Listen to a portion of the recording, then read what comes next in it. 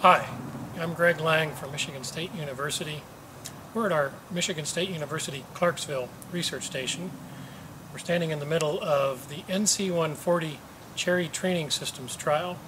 This is a very innovative project that has multiple locations throughout North America, ranging from Mexico to the U.S. to North America. And this is the trial site in Michigan. We have sweet cherry trees on 3 different rootstocks: a very, very dwarfing rootstock, Gisela 3, a dwarfing rootstock, Gisela 5, and a vigorous rootstock, Gisela 6.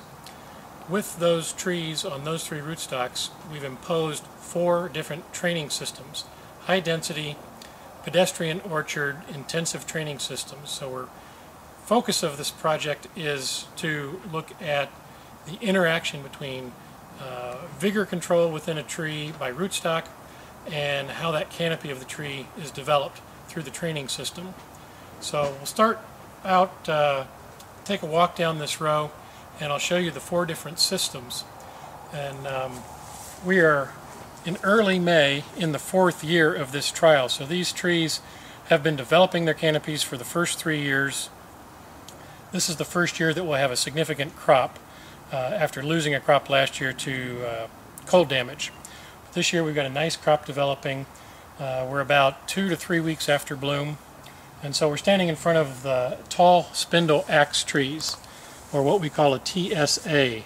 It's a central leader tree with many lateral branches, and the fruiting unit then on these trees is replicated in a lateral branch. So we have a range of fruit populations and leaf populations in this training system. It's a relatively traditional system, although we've planted the trees relatively close, and there are management techniques that we'll impose on the trees to keep them in this narrow planting space. If we walk down the aisle here, we'll come to another training system that we call the UFO system, or the upright fruiting offshoots. You can see it's a very narrow system. It's very untraditional. The fruiting units are these very narrow upright shoots as opposed to a more traditional tree shape. So it's almost a fruiting wall type canopy architecture, and that's one of the innovative aspects to this whole trial.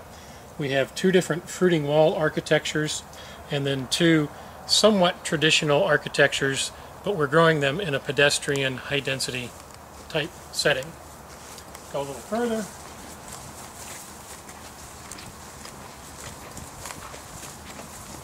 And here we have a very high density fruiting wall system, the SSA, or super slender axe. Here you can see the trees are planted twice as close as those other 2 systems. The trees are grown very narrowly, and they're pruned very severely. There's a very specific way that we prune these trees, developed by a researcher in Italy, and the idea is to create a fruiting wall similarly to the UFO, but it's being done in a very different manner, which I won't go into at this time. See, very nice cropping. This is the most productive, early productive system of the 4 systems we've been testing. We had fruit on these trees in the 2nd year. And then we'll finish off with a training system that's a bit more traditional in that it's a multiple leader tree. That first traditional system, the TSA, had a single leader and many horizontal branches. This is a KGB, or it's based on the KGB, which stands for Kim Green Bush, a grower in Australia.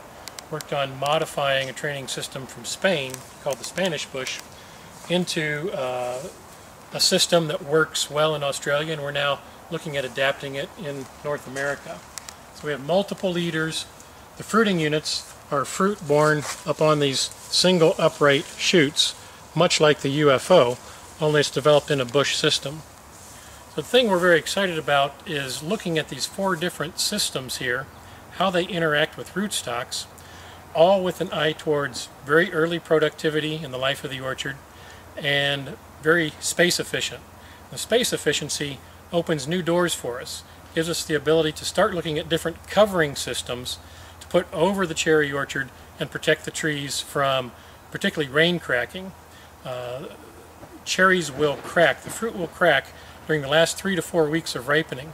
And so being able to protect a tree from rain is very important for us here in Michigan, in the Great Lakes region, where we have rain throughout the summer. It's one reason that cherries are largely grown in desert-like areas on the West Coast, in Oregon, Washington, and California. So when you have a more space-efficient canopy and one that comes into production earlier, it changes the economics of cherry production, particularly for those of us in rainy conditions like Michigan. So we're going to look with this trial at two different covering systems, I should say, over these 4 training systems. One is a retractable roof covering system, and one is a permanent row covering system, or at least season-long row covering system.